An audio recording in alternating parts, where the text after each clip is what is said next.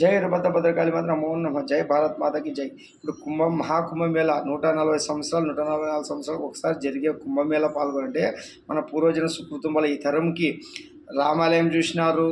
అసలు రామాలయం అవుతుంది లేదా అయోధ్యది అనుకుంటే రామాలయం చూసినారు. ఈరోజు మహాకుంభమేళ 3వ తరంకి వచ్చే అవకాశం వచ్చింది. ఇప్పుడు అందరు దర్శించుకోండి, దర్శించుకున్నాక మారండి. దర్శించుకున్నాక మన కర్మలు చేస్తామంటే దానికి ప్రతిఫలం ఉండదు. ఇప్పుడు పుష్కర స్నానం చేసినా నీలో ఉండి చెడు పోగొట్టుకొని దానికి కర్మలు తెచ్చుకొని కొత్త చేయకుండా ఉండేదానికి కానీ పుష్కర స్నానం చేసిన కర్మలు చేస్తుంటే దానికి ఫలితం ఉండదు.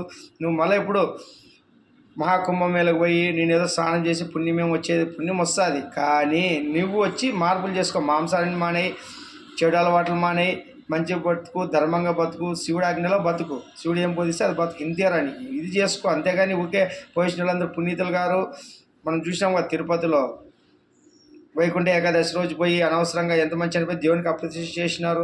వైకుంఠ ఏకాదశి ద్వారం ద్వారా వచ్చినా మీకేమి వైకుంఠంలో దారేం రాదు. నెక్స్ట్ లెవెల్స్ ఉంటాయి. ఫస్ట్ మీరు మాంసాలను మారండి, ధర్మంగా బతకండి, నీతి నిజాతిగా ఉండండి.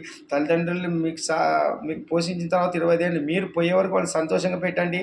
తర్వాత భార్య పిల్లల్ని మంచిగా భవిష్యత్తు ఇచ్చి పిల్లలకి మంచి పోరులు దిద్ది నీకు సృష్టికి ధర్మం ఇచ్చిందానికి నెక్స్ట్ లెవెల్కి పోయేదానికి నెక్స్ట్ వంశాన్ని నువ్వు ఉద్ధరించాకి నువ్వు సక్రమంగా చెయ్యి చాలు. నెక్స్ట్ లెవెల్ వేరే ఉంటుంది. ఇవన్నీ చేయకుండా గుర్తుతో గుళ్ళకి పోయి నేను పూజలు చేస్తాను, దేవునికి ఇది చేస్తాను అది చేస్తానంటే మాంసం నుంచి శరీరం నశించిపోతుంది. ఫస్ట్ రోగాలు రాకుండా చూసుకో. ఈ శరీరము కర్మ వేయగలంటే ఫస్ట్ శరీరం కాపాడుకుంటే మాంసారం అవునండి.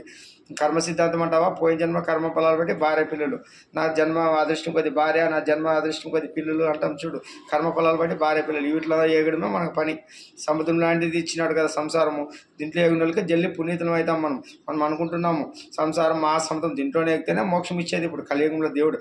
అందుకే ఋషులకి బ్రహ్మచారుల కంటే పుణ్యం జల్లి మనకే వస్తుంది. అందుకే మనకి తొందరగా దేవుడు కూడా మనకే తొందరగా మళ్ళా శక్తి ఇచ్చి మళ్ళీ లేపిస్తాడు. కానీ మనం కూడా దాన్ని అందుకొని ముందుకు తీసుకుపోవాలి. అంతేగాని మాయలో పడి ఇప్పుడు అధికారం ఇచ్చింటారు. ఇప్పుడు పదవిలో ఉన్నప్పుడు దాన్ని మంచి పనులకు ఉపయోగించుకుంటూ దుర్వినియోగం చేసే నాయకులకి గుణపాఠాలు ఉంటాయి.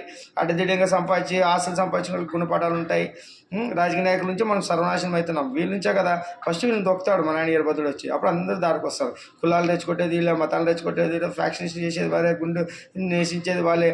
ఈ కులాలు మతాలు అన్ని చిచ్చులు పెట్టుకుంటూ కుంపటి అంటించేది కూడా వీళ్ళే. వీళ్ళ నుంచి సర్వనాశనం అవుతున్నారు మానవ జాతి.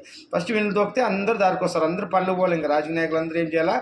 చేను పని ఉండాలి, చేను పని పోవాలి, సెంట్రింగ్ పని చేసి సెంట్రింగ్ పని పోవాలి. అన్ని రకరకాల పనులు చేస్తే తెలుస్తుంది. కూర్చొని సంతకాలు పెట్టుకుంటే ఎవడు అబ్బు సొమ్ము ఎవడు తాత సొమ్ము అనుకుంటే లక్షల కోట్లు, వేల కోట్లు, 100 కోట్లు కూర్చొని ప్యాషన్ అయిపోయింది. సేవ అంటే ఏం రానైనా మన తాతలది మన ఆయన ఆస్తులు చేసేమి ఇస్తామా?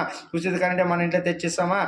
ఉచిత అన్ని సంక్షేమాల్లో మన ఇంట్లో ఏమైనా కష్టపడిస్తామా? అంతా ప్రజల డబ్బు ప్రజలకే పంచి మన ఆయన శివుని సొమ్ము అంతా దోసుకొని తింటుంటారు. అందుకే మన ఆయన వచ్చి నారా తీస్తాడు వీరభద్రుడు. జయభద్రుడు.